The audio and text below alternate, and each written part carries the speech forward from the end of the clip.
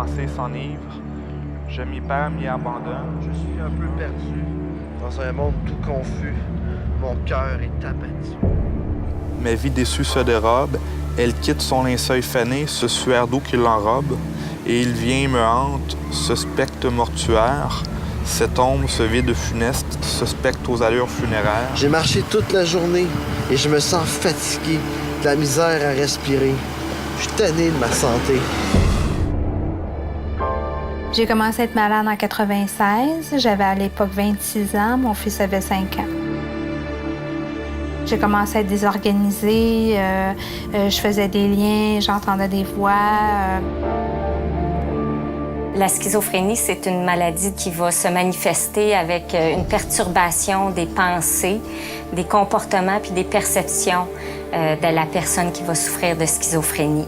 Mais il y a aussi un aspect qui est moins connu de la maladie, qui sont les symptômes négatifs.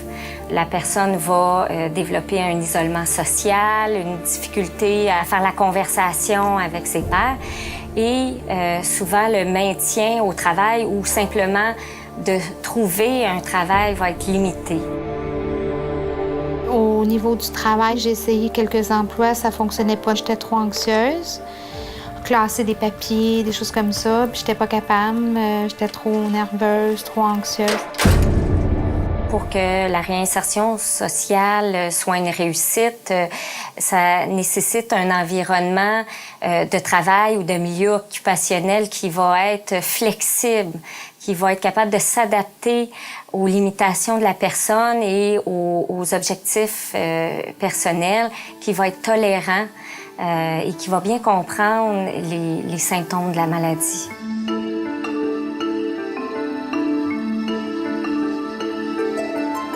D'un couvert à l'autre, c'est une imprimerie. C'est en même temps une entreprise d'économie sociale, mais c'est aussi un milieu d'accueil pour des personnes qui sont touchées par la schizophrénie et qui veulent un jour accéder au marché du travail ou aller aux études. Quand j'ai commencé D'un couvert à l'autre, j'ai commencé à travailler dans l'atelier. Et puis par la suite, j'ai été réceptionniste. Alors, bonjour. Vers la toute fin, j'ai été représentante pour la compagnie. Donc, j'ai appris beaucoup de choses, puis ça m'a permis de me réaliser. Ce qui est caractéristique de D'un couvert à l'autre, c'est que c'est un milieu qui propose d'expérimenter des choses. L'expérimentation, c'est ce qui va permettre d'aller vers la réussite. Mais dans le parcours pour aller vers la réussite, il faut qu'il y ait place à l'échec. Il faut qu'il y ait place à de la déception, puis de se servir de ça pour rebondir, puis d'essayer d'aller un peu plus loin la prochaine fois. Notre clientèle qui va aller vers D'un couvert à l'autre est une clientèle qui est très isolée socialement, qui a un peu épuisé toutes les ressources qui pouvaient exister dans la communauté et qui a besoin finalement d'être reçue dans un lieu où elle va être prise en tant que personne, non pas juste en tant que personne schizophrène. Donc une personne avant tout, un être humain qui a des besoins et qui a aussi des forces, des capacités. Et le travail qui se fait en commun avec D'un couvert à l'autre, c'est de travailler ensemble pour que cette personne se rende compte de ses forces et puisse cheminer dans son rétablissement. Il y a des chercheurs qui se sont penchés, souvent des psychanalystes, sur l'expérience de la schizophrénie, de la psychose, et qui ont insisté sur le fait que on voit beaucoup le moins, le négatif de la psychose, de la schizophrénie. Mais ces chercheurs insistent justement sur le fait qu'il y a un plus aussi, il y a un positif, il y a quelque chose à apporter. Cette exigence de sens, ce besoin d'être dans un monde qui est conforme à des valeurs, il y a cette incapacité à accepter la médiocrité. Il y a quelque chose de très, très fort et de très positif dans l'expérience de la psychose qui doit être reconnu et valorisé aussi. Ces personnes-là ont quelque chose de fondamental à nous apporter et il faut le reconnaître. On prend toujours des notes, on fait toujours... Puis si on n'a rien à écrire, c'est un bonhomme sourire, mais ça passe tout le temps bien. On doit faire la même. Wow! Il n'y a pas de critères pour aller D'un couvert à l'autre. Il y a un désir, finalement, de s'en sortir, d'être en contact à nouveau avec d'autres personnes. Ça, je suis rendu à 33 ans. Pas grand-chose à part ça. Je suis content d'être ici, d'avoir venu faire mon petit social, puis la petite vie sociale. C'est des gens qui sortent de chez eux, qui étaient totalement isolés et qui finalement vont accepter, en étant accompagnés par nos intervenants, d'aller vers un autre milieu. D'un couvert à l'autre, c'est une motivation, te lever le matin, aller travailler, avoir un bon régime de vie. Ils acquièrent une routine de vie qui est plus saine, une organisation de leur horaire qui est plus compatible avec le reste de la société. Il y a tout un apprentissage par les pairs aussi qui se fait et on constate vraiment une synergie au niveau de l'autocritique et de l'adhérence, de la fidélité au traitement. Toi, c'est-tu le psychiatre qui t'a dit le mot schizophrénie en premier? Puis que ça t'a fait quand il t'a dit ça? Je voulais pas le croire. Parce que j'ai toujours pensé que c'était un rituel de magie noire qui se fait contre moi, c'est pas pour... Puis ça, tu le penses encore aujourd'hui? Oui. OK, parfait. T'es pas capable de dire c'est t'as pas... J'ai trop de preuves réellement.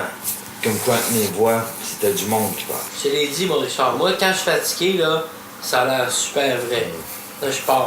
Tu sais, OK, les gens qui arrivent ici, qui sont au début de leur processus, ont l'occasion de rencontrer des personnes qui sont rendues au terme de ce processus-là.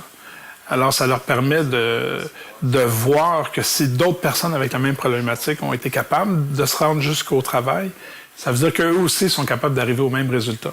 Moi, ça m'a aidé quand les gens m'en parlaient. Puis je sais que je peux aider d'autres personnes qui sont au début du cheminement. Souvent, ici, ce qu'on fait, c'est qu'on met 3 Jésus ensemble. Ouais, 3 personnes qui pensent qu'ils sont Jésus. Qui ont un délai religieux. Fait que là, ils diront pas, on dit on est des triplets, tu sais. Non, mais tu sais... J'ai perdu la garde de mon fils quand je suis tombée malade.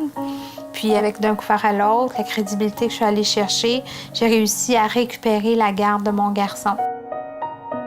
Quand je pense à Catherine, je pense à quelqu'un qui a beaucoup de force, quelqu'un en qui on a cru, autant nous, équipe de suivi, que d'un couvert à l'autre.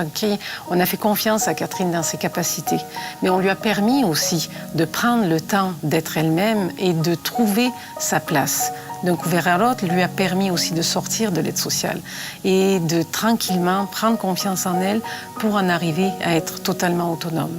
D'un couvert à l'autre, on peut dire que c'est un de ces organismes essentiels qui font des ponts entre le milieu de la santé mentale, les milieux d'intervention de la santé mentale et la communauté plus large pour que, justement, il n'y ait pas de rupture entre les différents univers et pour que les personnes qui ont un problème important de santé mentale, qui vivent avec la schizophrénie, puissent prendre part à la vie de la communauté à leur manière.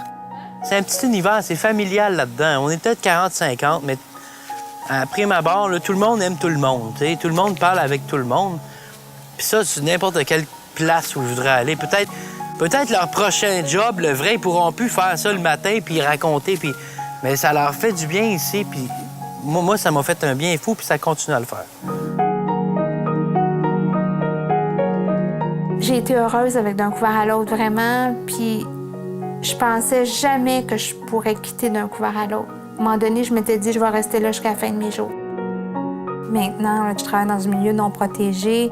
Tout ce que j'étais pas capable de faire, je suis capable de le faire maintenant. J'ai des responsabilités que je pensais jamais être capable d'assumer un jour. Je pense que je pars de loin. Là, quand je me regarde aller aujourd'hui, maintenant, là, tout mon processus de cheminement m'a emmené vers une autonomie avec une réalisation sur toutes les facettes de ma vie, que ce soit affectif, que ce soit financier, que ce soit dans mon hygiène de vie, tout ça. J'ai vraiment une vie comme tout le monde.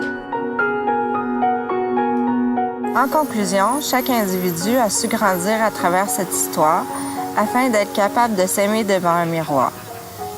Il suffit de se donner des défis dignes des 12 apôtres pour refaire le monde d'un couvert à l'autre.